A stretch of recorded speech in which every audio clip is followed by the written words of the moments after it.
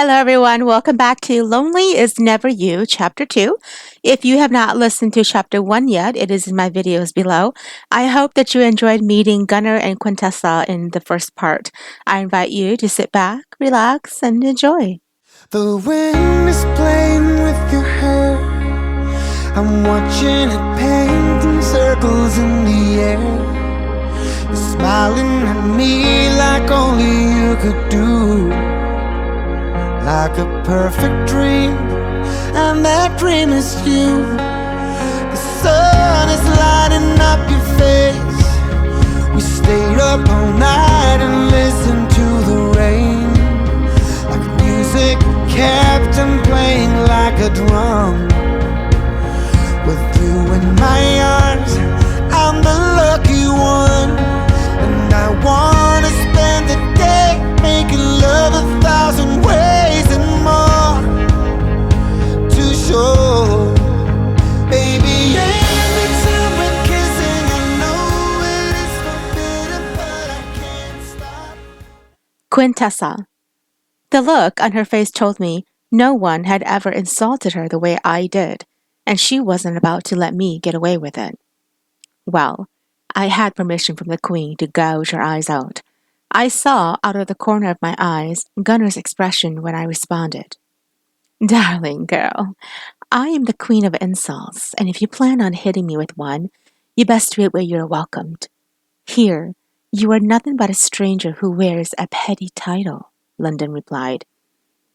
Before I could answer, I heard the sound of Queen Everly calling out London's name, and the three of us turned to find her walking toward us with Baylor trailing behind her. London's smile brightened, and she turned to greet her. Your Majesty, your house is full of elegance. Queen Everly's eyes rolled, and she smiled as she shoved Gunnar aside and took my hand. Have you met my daughter-in-law? London's smile faded as she replied, Yes, I was not aware she already was your daughter-in-law. There has not been a wedding, has there? Oh, well, weddings are just a glamorous way to entertain the world about who joins the family.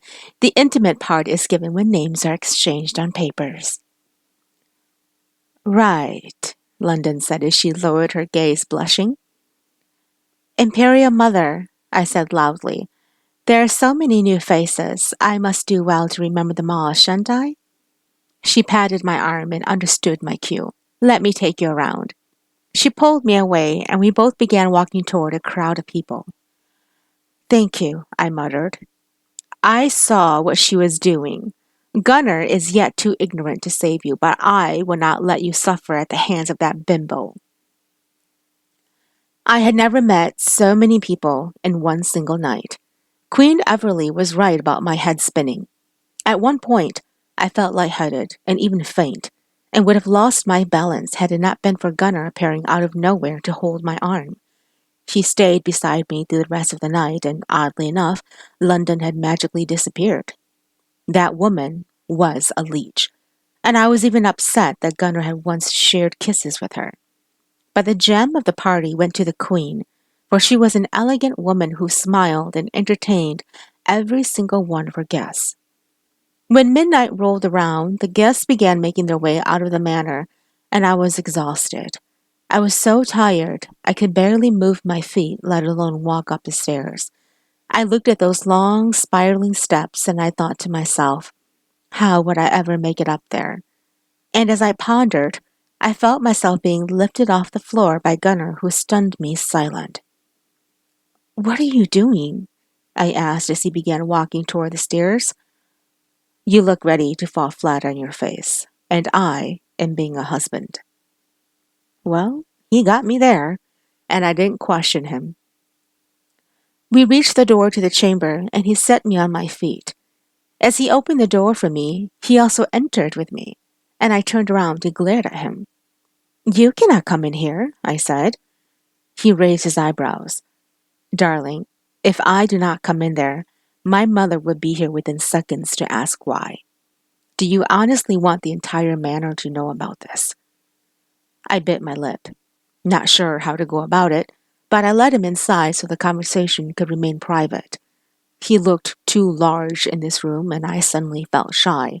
For starters, I had never been this close to a man before, at least not this handsome of a man. And he was dripping with seduction as he removed the suit, his muscles aching to be touched as his arms flexed with the movement. Can you not do that? I asked suddenly. He paused and looked at me with questioning eyes. Do what? I am uncomfortable. I hate suits. I'd much rather be naked. I blushed. Can you use softer terms to describe yourself? Imagining you naked right now is not what I want to do. A smile appeared on his face as he tossed the jacket to the side and began rolling his sleeves up, revealing thick arms.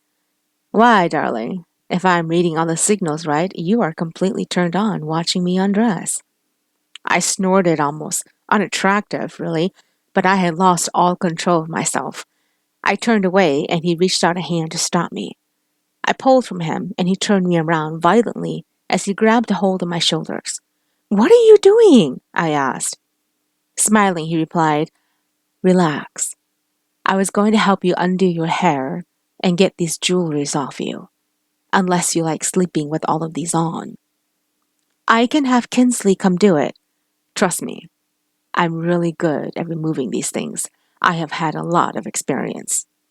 Before I could argue, he turned me around and gently began taking the pins from my hair out, and the curls fell around my shoulders. He handed the pins to me, and I set them aside as his hands removed the clasps from the necklace, and then the earrings came next. He was right. He was good at removing these things, but when his hands fell to the button on my dress, I shifted around swiftly and forced a laugh. Thank you, my lord. I think this should do for now. He narrowed his eyes and crossed his arms. Are you afraid I will not like what I see? Lowering my eyes, I replied, You did state that you have had a lot of experience with women. So yes, that is one reason. What if you do not like what is in front of you? I would hate to be compared to another woman. He reached out and lifted my chin to look up at him. Listen to me carefully, princess. From this moment on, you and I are bound to be husband and wife, and no matter what you may think, you are the one the universe selected for me. Although right now you and I are strangers, I believe that if we are kind to each other, we can live out a very peaceful life. I cannot guarantee that you will love me the way you might a man of your choosing, but I would like to be considered someone in your mind when it comes to warm thoughts. I felt the genuine words hit me, and a smile broke through my lips. I am grateful for your kind words, my lord. He smiled and turned me around where his fingers worked the buttons on my dress. I felt his hands brushed against my skin, and I shut my eyes, feeling the warmth creep into my heart. When he was done, he stepped back, and I turned around to find him smiling. I will step out. I return when you have changed properly, my lady. I watched him leave, and Kinsley stepped in, closing the door behind her. When she saw me, her eyes opened wide as she came toward me. My lady! Did the prince do anything to you? She asked. If he did, he had every right, seeing as I am his in name. Kinsley laughed, and then she walked to the closet to retrieve a nightgown for me. She helped me out of the dress, and I let out a deep breath of relief. I pulled on the nightgown and instantly felt the exhaustion hit me deeper than before. I was so tired, ready to sleep, as Kinsley returned to me with a warm towel to wipe my face and hands. She helped me into the bed and pulled the covers on me. Would you like me to stay here with you? She asked. No, Kinsley. You can return to your quarters. I doubt he will return again tonight. Good night, my lady. I heard her walk out and close the door as I let the sleep take over me. The wind is playing with your hair. I'm watching it painting circles in the air. You're smiling at me like only you could do. Like a perfect dream, and that dream is you. The sun is lighting up your face. We stayed up all night and listened to the rain.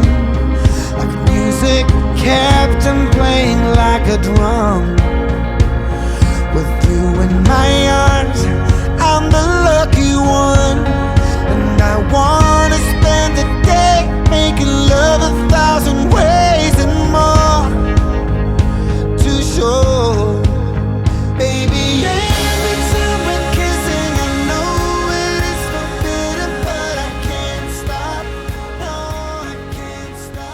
Gunner.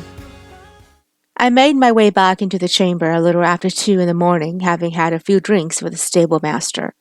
As I entered, I saw her sleeping soundly on my bed, the bed that I had never allowed a woman to even lay on. She looked a vision, and I realized I was quite lucky to have snatched myself a beautiful bride. Would I feel the same if she had been less pretty? Who knows? But right now, what I saw in front of me, I liked very much. I hadn't ever associated myself with someone of her kind before, and she was not entirely bad. I liked how she was able to withstand London. Thinking of London's name made my mouth feel sour, and I dropped to the small chair in the corner rethinking about our past together. London was a type of woman who every man flocked after because the very breath she breathed was seduction. She was highly sought after by multiple men and she enjoyed the attention. When I landed her on my arm, I was considering myself very lucky, until I found out not too long after I wanted to propose to her that she wasn't who I thought she was.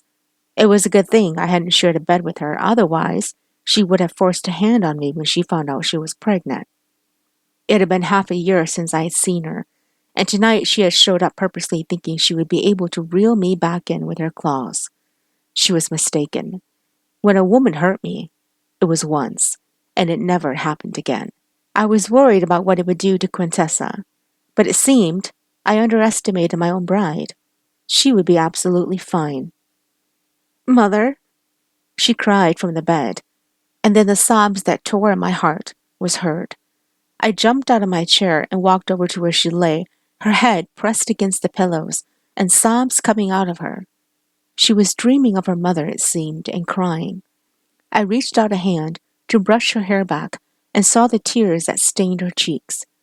It gutted me alive, which came as a surprise to me. She turned slightly and began sobbing. I lifted the blankets up and crawled in as she came to me and molded her body against mine. "It's okay," I whispered. "You're safe." Her sobs became softer until it was completely gone, and all that was left was her soft breathing. I lay there with my arms around her and listened to the rain that came. "What did you do to me?" I woke up to this question and found her staring at me with wide-opened eyes. I sat up in bed and saw that she had the blankets around her as if she was a little bug.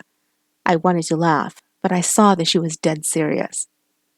"You do not remember, do you?" I asked. Shaking her head, she replied, "No. You asked me to make love to you." Her mouth dropped open, and I laughed as I got out of bed and stood. "I am just teasing you, darling." "Do not jest with me." "Well, if that is a good morning I shall receive, then I promise never to jest again." I pulled the shades in the room open as the sunlight came in. "You had a nightmare last night. You were calling out for your mother." She blushed and lowered her face. "Oh, you heard all that?" "Yes." I walked back to sit on the bed and reached out to touch her hand. "Darling, do not be ashamed of nightmares. They are called that for a reason, and I am glad I was here to help you get rid of it." "Where is your mother?" "She died a long time ago. If she were here, I would not be with you and still happy." Oh, it was all I could say, as I didn't have any words to make it better. She cleared her throat and looked up at me with clear eyes. "Should I have the servants bring water for you to bathe?" She nodded, and I walked out to where Reese was standing beside my door. "My lord," he said with a grin, "prepare a bath for her ladyship." Breakfast was fancy again, probably for the sake of Quintessa, and as we walked down together around the table, my parents and brother looked up with smiling faces. The servants helped her into a chair beside my mother as food was served. "The gala was a success," my mother began. "Lots of good word has been said about the decor, and the people were taken away with your beauty, my dear." Quintessa blushed. "I am honored." Then my mother turned to me. "Gunner, have you brought her to the seamstress for measurements yet?" "I plan to do that this afternoon." "Seamstress?" Quintessa asked. Nodding, I swallowed down the porridge and replied, "Yes, we have our own family seamstress that sews all the clothing for us. She would need to know your measurements." Oh, she replied quietly. My mother reached over and tapped her hand. Have you thought of a dress for your wedding? It is coming up in 2 weeks. Quintessa shook her head. I am not very good with those things. Well, then do you mind if I take over? My mother asked. I knew she would love this idea. Yes, please, I leave everything in your hands. And my mother smiled and beamed loudly, for this had always been her dream. When we arrived at the seamstress, I noticed my brothers hanging around the corner of the shop. I ushered Quintessa in, and the seamstress, Lila, looked up with the measuring tape over her shoulder. After quick introductions, I turned to find Dalton making eye contact with me. Lila, you take care of my bride? I have to step out for a moment. Where are you going? Quintessa asked. Business, darling. I will be back shortly.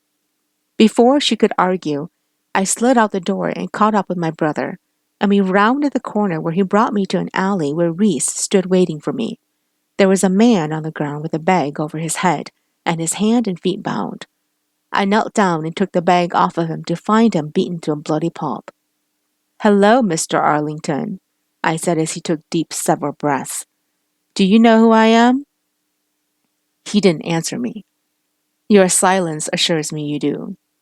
Tell me where you hid the silver, and we will be done and over with. I will make sure you are handed back to your wife and children with a heartbeat attached to your body.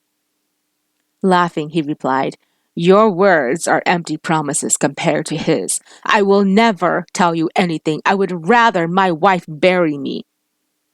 Smiling, I replied, I can help make that happen too. I stood and took the dagger Dalton handed me. Wait, wait, he cried as fear entered his eyes. You work too quick, and you don't work quick enough. He lowered his head. How do I know you would keep my family safe? I knelt down again and lifted his head up with the tip of the dagger. Have I ever gone back on my word? He didn't answer me. Mr. Arlington, if you continue to hide this man from the public, you will end up going down for his crimes, and trust me, he will make sure you are wiped out completely, including your family. So if you still value them, you best start talking. He swallowed hard and tears began falling down his cheeks. You need to get my family out first and then I will talk. Nah, it doesn't work that way, Dalton said as he spat on the ground. You talk and then we save your family. We are not hooligans who will be run by the likes of you. Fine, he said with a shaking voice, but not here. It's too open. Sure. I will have Dalton take you back to your quarters where a guard will be on watch, and I will come to you later tonight at midnight. Be prepared to talk, or else I will be hands off if your wife and children become headless. Thank you for tuning in. Chapter 3 will be out shortly. The wind is playing with your hair. I'm watching it painting circles in the air. You're smiling at me like only you could do. Like a perfect dream, and that dream is you. The sun is lighting up your face. We stayed up all night and listened to the rain. Like music kept on playing like a drum. With you in my arms, I'm the lucky one. And I wanna spend the day making love 1,000 ways and more to show. Baby, every time we're kissing, I know it is forbidden, but I can't stop.